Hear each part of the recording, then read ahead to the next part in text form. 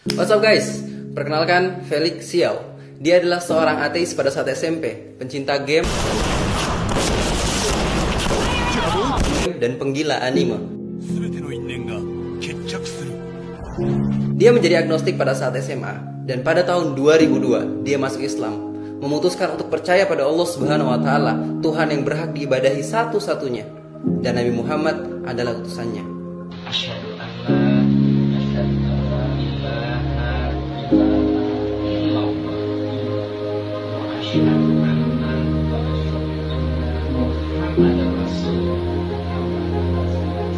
Sejak saat itu, dia berubah.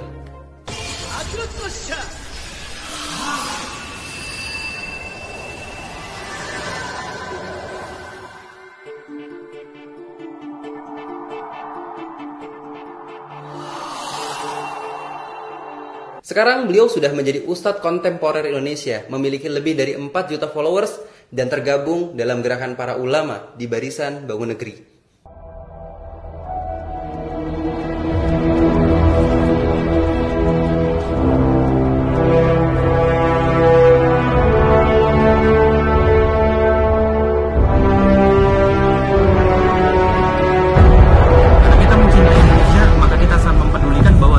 Indonesia adalah Islam.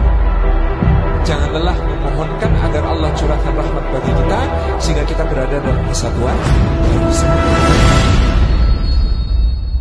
Pertanyaannya, kok bisa seorang Felix Xiao yang dulunya seorang ateis agnostik pencinta game penggila anime sekarang berubah jadi seorang ustadz?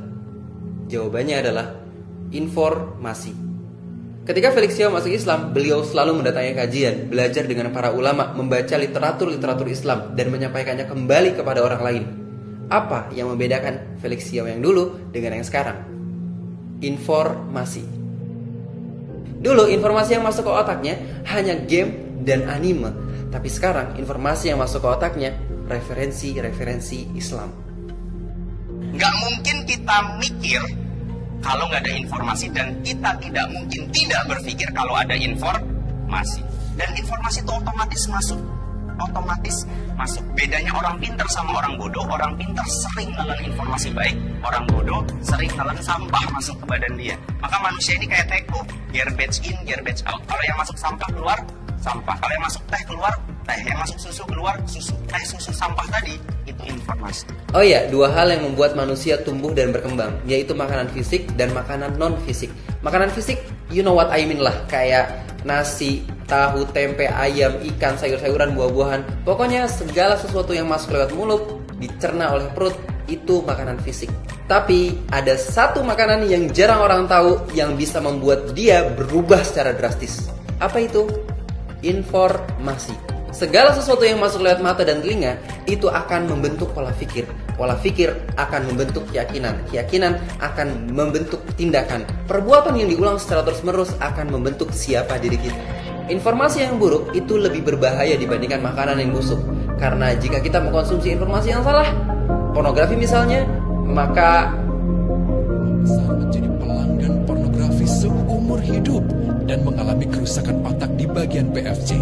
Awalnya, ia akan kehilangan konsentrasi, penurunan kemampuan menimbang benar dan salah, serta berkurangnya kemampuan mengambil keputusan.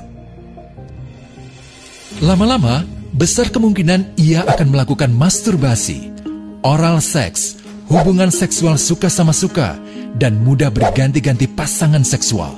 Pernikahan dianggap tidak penting, pasangan dianggap hanya sebagai objek seksual semata, cenderung merendahkan derajat dan kehormatan lawan jenis. Selera hubungan seksualnya pun tidak sehat dan seenaknya, kasar sampai tega memperkosa. Manusia jadi tidak ada bedanya dengan binatang. Inilah dampak yang terjadi akibat kerusakan PFC.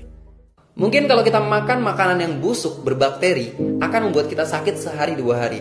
Tapi kalau kita konsumsi informasi yang salah, itu akan merusak otak kita, membuat ucapan kita kotor, dan menjadikan sifat dan perilaku kita hina.